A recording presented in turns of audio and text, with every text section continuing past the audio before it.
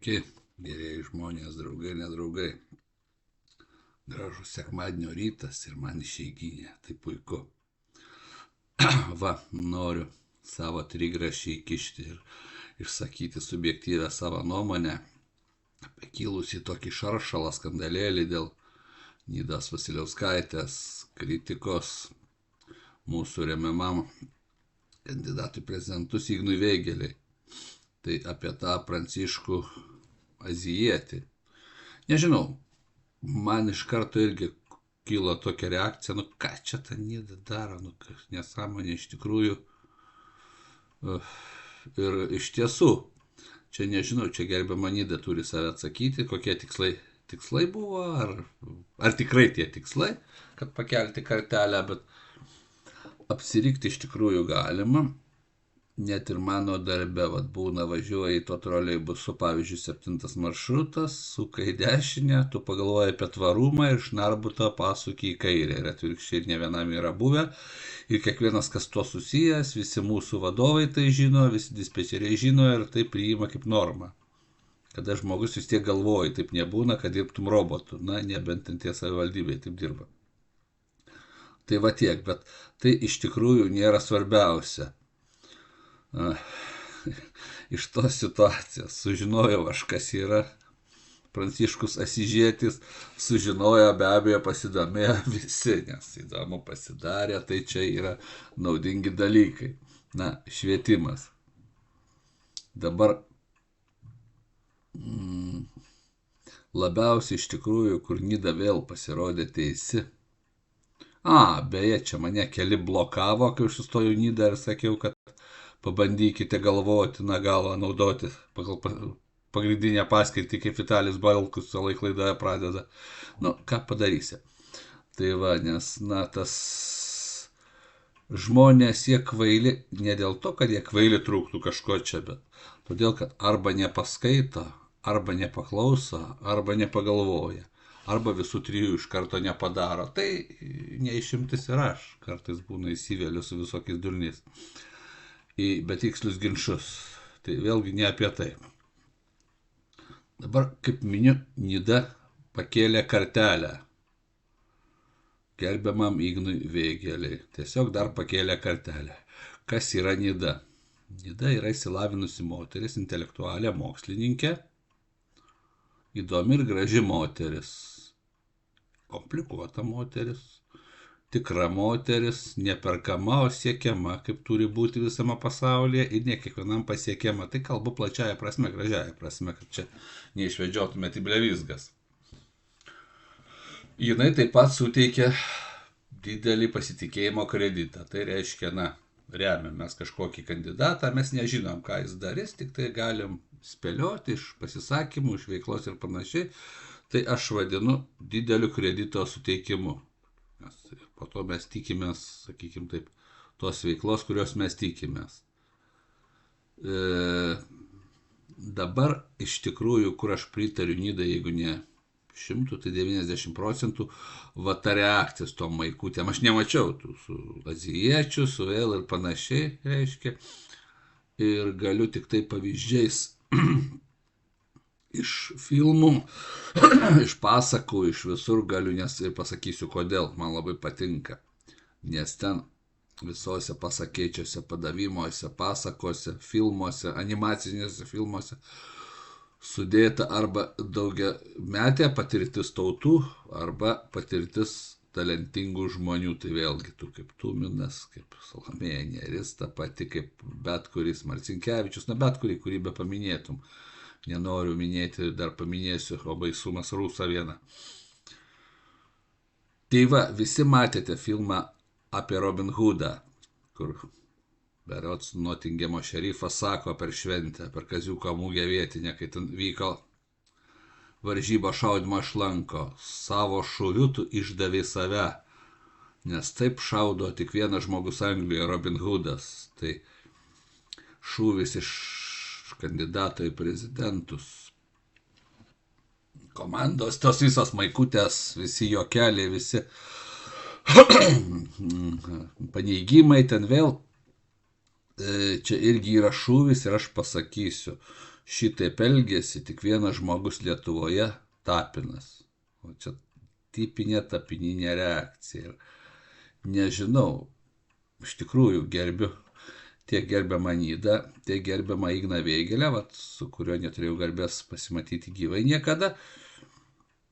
Ne man įmokyti vadybos ir panašiai. Nežinau, ar tai komandos klaida, bet tai klaida. Jeigu aš būčiau dabar jo vietoje,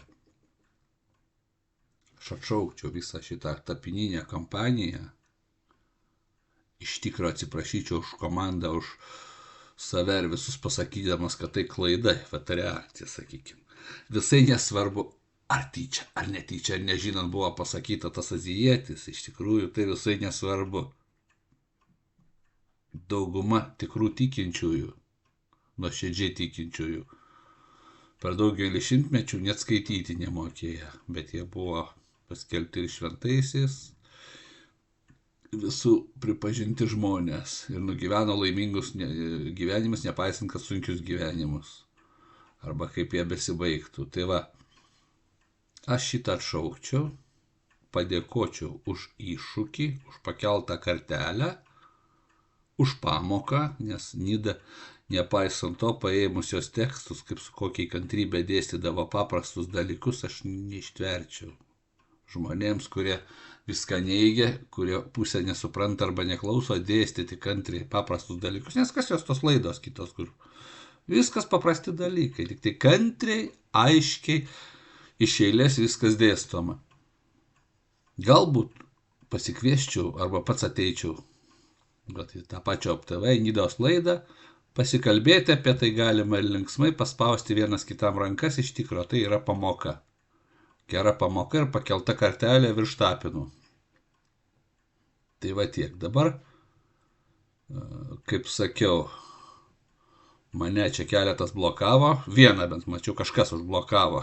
Komentarą bandžiau pažiūrėti, ką parašė iš šitų, kur dėl to čia visa dūra visokia, žmonės lyg protingi, bet kaip avių banda.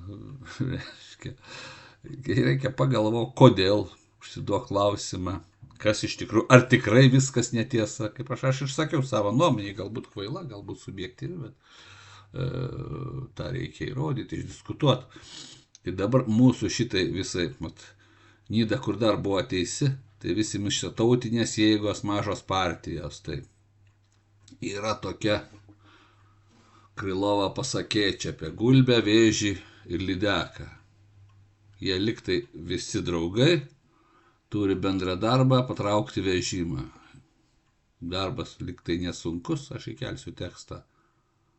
Bet Gulbė tiesiai dangus sparnus, Vėžys ten atbulas ropoja, o Lydeka gelmėn traukia. Vežimas ir šiandien ten stovi. Tai žiūrėkit, per tiek metų vienijasi tos opozicinės jėgos, deklaruoja tos pačius tikslus - šeimą, laisvę, tą pačią demokratiją, tautiškumą. Ir jos traukia į skirtingas pusės, bet ne dėl to, kad gyventų skirtingose, sakykime, ten aplinkoje kaip Lydeka, pavyzdžiui, nuo Gulbės ar Vėžio, bet dėl savo ambicijų, kiti dėl savo neaiškių tikslų, kodėl jie eina, treti dėl kvailumo, ir jiems dar padeda jų šitos palaikytojų komandos, kurios lygiai taip pat kaip Tapinas, kaip visi Šurajevai puola taip pat dergti, engti kitaip manantį. Tai visi, kas nors kursą, kur nors kokioje kolegijoje mokėtės vadybos, tai pirmiausia vadovas ar kažkoks idėjas, turintis žmogus idėją, kaip padaryti ar planą, įjungia tokį mechanizmą kaip idėjų generavimas. Tai visiškai visos idėjos priimamos, net pačios beprotiškiausios, nuo skrydžio į Mėnulį papietauti iki sušaudimo visų, suprantat, viskas nėra draudžiama. Tik tai jos yra bendru sutarimu beprotiškos atmetamos, toliau atmetamos, kurios tikrai neįgyvendinamos arba būtų nenaudingos, ir likusi visi dalykai yra diskutuojami. Ir diskutuojami ne balsavimu, kur 2 prieš 3 nubalsuoja, O kol pasiekiamas bendras sutarimas, tai va jums pamokėlė dar vienas čia yra taikos generolas, aš pabūsiu taikos viršila, aš viršila baigiau tarnybą Lietuvos kariuomenėje taikos vairuotojų. Tai va to ir linkiu visiems. Kas blokuosit, blokuokite, kas bjaurausitės, bet pabandykit paneigti tai, ką aš pasakiau, aš kalbu apie šitas reakcijas. Ir pagarba gerbiamai Nidai dar uždavė vieną pamoką ir aš sužinojau, kas yra Pranciškus Asyžietis.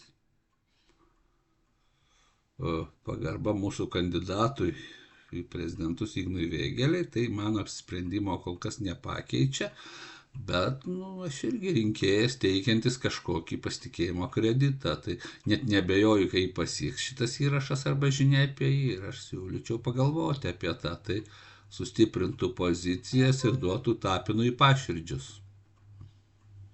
Va, kągi. Visiems gražaus sekmadienio, ateinančios rytojaus mūsų šventės valstybės atkūrimo kovo 11. Kas gali, visus kviečiu dalyvauti eisenoje, ne valdžios organizuojamoje. Ir su kai kuriais galbūt susitiksim. Ate.